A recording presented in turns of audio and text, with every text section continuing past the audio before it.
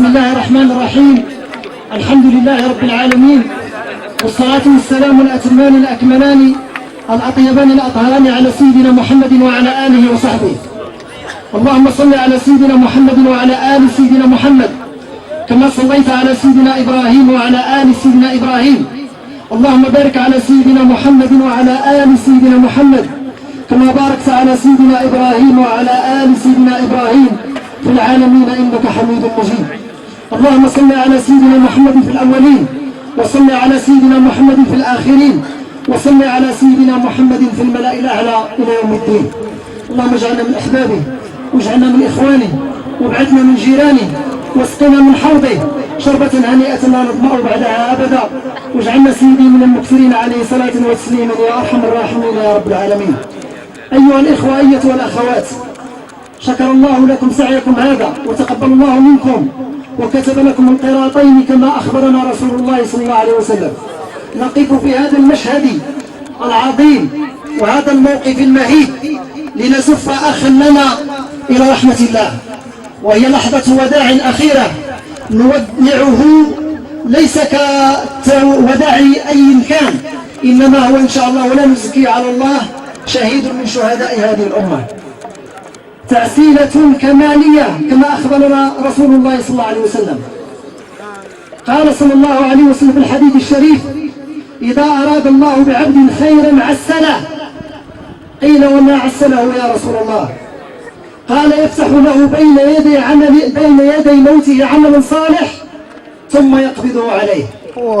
أمد الله في عمر أخينا كمال ليعيش هذه السنة وهذا الربيع العربي، ليعيش مع هذه الحركة الفتية المجاهدة المباركة، حركة 20 فبراير، لتطأ قدمه مواطئ تغيض الكفار وتغيض أعداء التغيير، وينال من الأعداء نيلا، ذلك بأنهم لا يصيبهم ظمأ ولا نصب ولا مخمصة في سبيل الله، ولا يطؤون موطئا يغيظ الكفار، ولا ينالون من عدو نيلا إلا كتب لهم به عمل صالح، إلا كتب لهم به عمل صالح.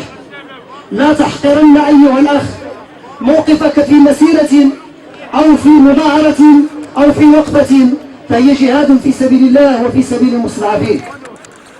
قال الله عز وجل: وهو يساوي بين الجهاد في سبيله والجهاد في سبيل المستضعفين من الولدان ومن النساء ومن الرجال المستضعفين. وما لكم لا تقاتلون في سبيل الله والمستضعفين؟ كان أخونا هذا ينافح بصوته وبجسده في سبيل المستضعفين، في سبيل الإنصاف، وفي سبيل فضح الظلم والظالمين والطغاة. كان يقف موقفا مرحوما عليه كما أخبرنا النبي صلى الله عليه وسلم: رحم الله عبدا أراهم من نفسه قوة. كان يريهم من نفسه قوة، شجاعة وتحدي وصمود ويقظة تامة. فهنيئا له الشهادة، هنيئا له الشهادة.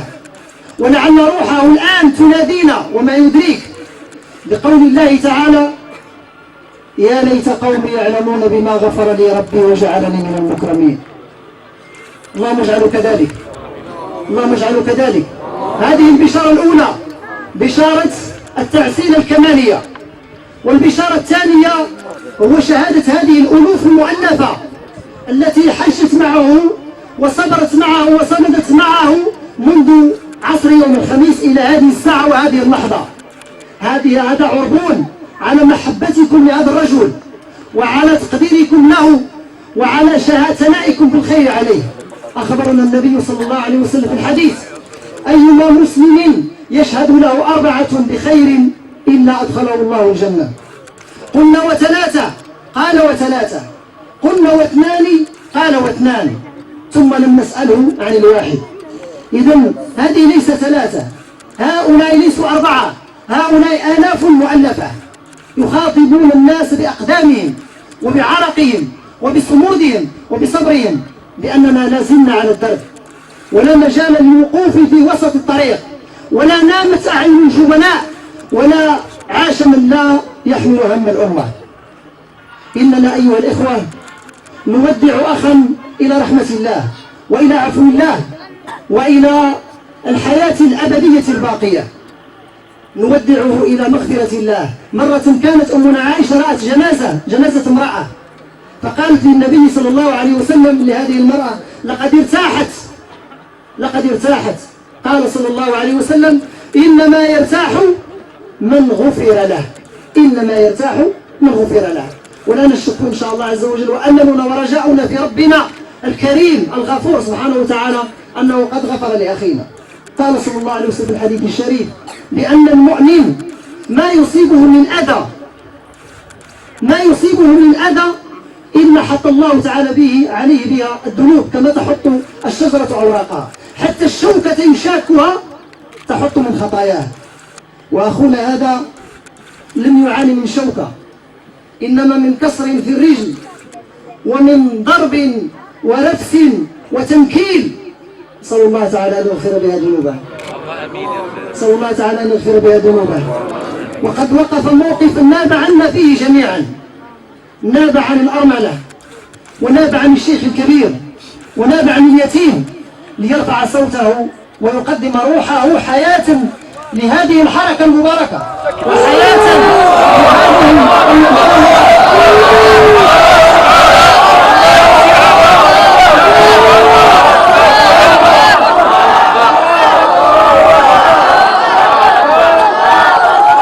وهذا أخينا حياته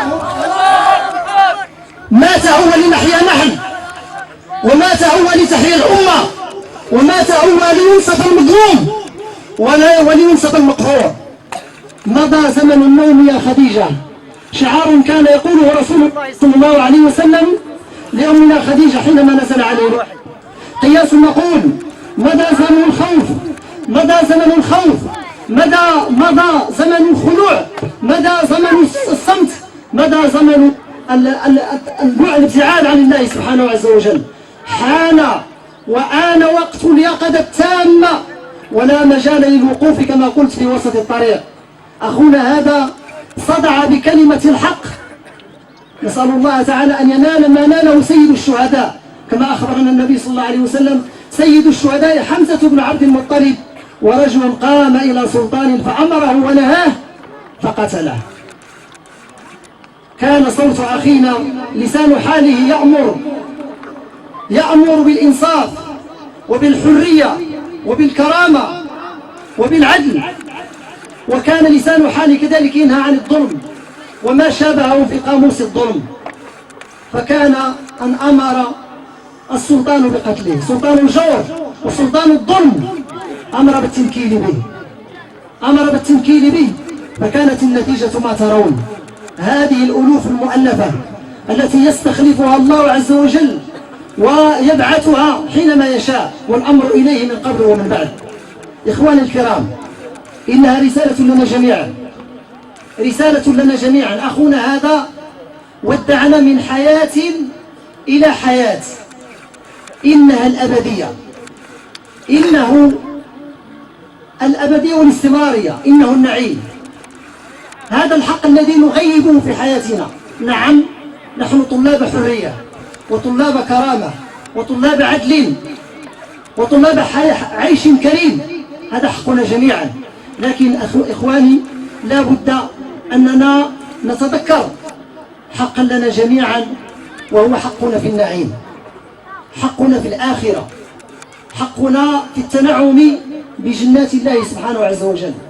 هذا الأخ الكريم كما يحكي عنه أحبابه كان دائما أخلاقه طيبة، وكان مستقيما، وكان عبدا طائعا، وكان حرا، لم يكن عبدا لأحد، إنما كان عبدا لمولاه. إذن نسير على الدرب إن شاء الله عز وجل، نعلن الصلح مع الله سبحانه عز وجل. احنا عزاز على سيدي ربي، احنا عزاز على مولانا سبحانه وتعالى، والله تعالى كيحيي الأمة بأبناء الأمة. فاحنا خصنا تكون علاقتنا مع سيدي ربي علاقة تكون وطيدة، علاقة ديال المحبة، علاقة ديال العبادة بحب، أن نعبد الله سبحانه عز وجل، لأنه يستحق أن يعبد سبحانه وتعالى. ولو لم يخلق جنة ولا نارا فالله تعالى أولى بالعبادة سبحانه وتعالى.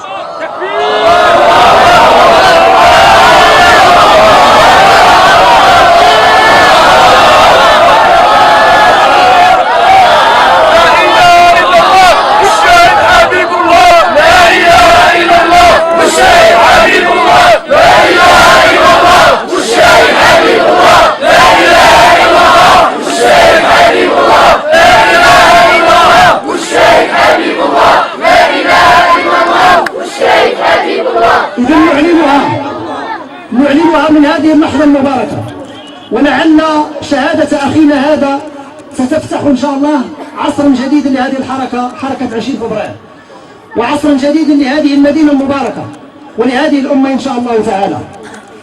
لا مكان للخوف بعد اليوم إن شاء الله تعالى.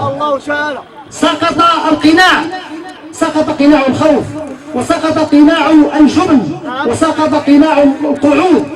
نعلنها جميعا إن شاء الله عز وجل. جاء وقت التغيير، دقت ساعة الحقيقة، لا بد أن نعلن فيها إن شاء الله عز وجل عبوديتنا لله ولله وحده. متى استعبدتم الناس وقد ولدتهم أمهاتهم أحرارا، فنحن أحرار، نحن عباد لله سبحانه عز وجل وحده. بفضلك مولانا جود علينا وليك من طغى وتجبر علينا. بفضلك مولانا جود علينا وليك من طغى وتجبر علينا. بفضلك مولانا جود علينا وليك من طغى. إخواني الكرام، نيابة عن أسرة الشهيد الصغيرة والكبيرة أتقدم بالشكر لجميع الإخوان والأخوات من هذه المدينة المباركة، خاصة شباب 20 فبراير والتنسيقيات التي زارتنا من مدن أخرى. صلى الله تعالى أن يعشر الخطوات وأن يتقبل منا ومنكم. اللهم صل على سيدنا محمد وعلى آل سيدنا محمد كما صليت على سيدنا إبراهيم آل سيدنا إبراهيم. اللهم بارك على سيدنا محمد وعلى آل سيدنا محمد كما باركت على سيدنا إبراهيم وعلى آل سيدنا إبراهيم آمين إنك حميد مجيد. اللهم تقبل أخانا هذا بالشهداء، اللهم ارفع مكانه عندك، اللهم ارفع مقامه عندك مع النبيين والصديقين والشهداء والصالحين. اللهم اجعله مع سيد الشهداء، اللهم اجعله مع سيد الشهداء. اللهم نور له في قبره، اللهم اجعل قبره روضة من رياض الجنة. اللهم عامله بعفوك، اللهم عامله برحمتك، اللهم عامله بتجاوزك يا ارحم الراحمين العالمين. اللهم يا رب ارزق اهله الصبر والسلام، اللهم ارزقهم الصبر والاجر، اللهم ارزقهم الصبر والاجر. اللهم يا ربي ارحمنا اذا سرنا الى ما صار اليه، اللهم ارحمنا اذا سرنا الى ما صار اليه. اللهم لا تحرمنا اجره، اللهم لا تفتنا بعده، اللهم اغفر لنا وله. اللهم باعد بينه وبين ما باعدت بين المشرق والمغرب. اللهم اغفر من الذنوب الثلج والبرد يا ارحم الراحمين رب العالمين. اللهم ارحمنا اذا غسلونا، وارحمنا اذا كفنونا، وارحمنا اذا صلوا علينا، وارحمنا اذا وضعونا في قبورنا، وارحمنا عند سؤال الملكين، وارحمنا عند ضمة القبر، وارحمنا يا رب على الصراط. اجعل لنا نورا على الصراط، ثبت اقدامنا على الصراط، نجينا على الصراط. اللهم يا رب ارحمنا اذا وقفنا بين يديك، اللهم لا تفضحنا بين خلقك، اللهم لا تفضحنا بين خلقك. اللهم انا نسالك الجنه ونعوذ بك من النار، اللهم نسالك الجنه ونعوذ بك من النار. اللهم انا نسالك حسن الخاتمه، اللهم بيض وجوهنا يوم تبيض تسود وجوه. اللهم نفعنا بظلك يوم لا ينفع ظل الا ظلك. اللهم اعز هذه الامه، اللهم يا رب حرر هذه الامه، اللهم مكن لهذه الامه، اللهم استخلفها بالارض، اللهم حررها من الطواغيت، اللهم حررها من الظلمه. اللهم انصر اخواننا المستضعفين في ليبيا وفي اليمن وفي سوريا وفي فلسطين وفي كل البلدان يا ارحم الراحمين يا رب العالمين. اللهم غير ما بنا وغير ما بقومنا، اللهم غير ما بنا وغير ما بقومنا. اللهم احكم بيننا وبين قومنا بالحق وانت خير الحاكمين. اللهم احكم بيننا وبين قومنا بالحق وانت خير الحاكمين. اللهم ارحم والدينا كما ربنا صغار. اللهم اغفر لمن له الحق علينا، وارحم من له الحق علينا، وتب يا رب على من له الحق علينا. اللهم انك تعلم ان هذه اجتمعت يا رب نصرة لهذا الشاب هذا الشهيد. اللهم تقبل من طاعة، اللهم ثبت لها الاجر يا ارحم الراحمين يا رب العالمين. اللهم انك تعلم ان هذا الشهيد قتل في سبيلك وفي سبيل المستضعفين من عبادك. اللهم انه جرح فيك، اللهم انه اوذي فيك، اللهم انه ضرب فيك. اللهم يا رب عاملوا برحمتك وعاملوا بما تعامل به عبادك الصالحين يا ارحم الراحمين يا رب العالمين. سبحان ربك رب العزة عما يصفون وسلام على المرسلين والحمد لله رب العالمين. وتقبل الله منا ومنكم آمين.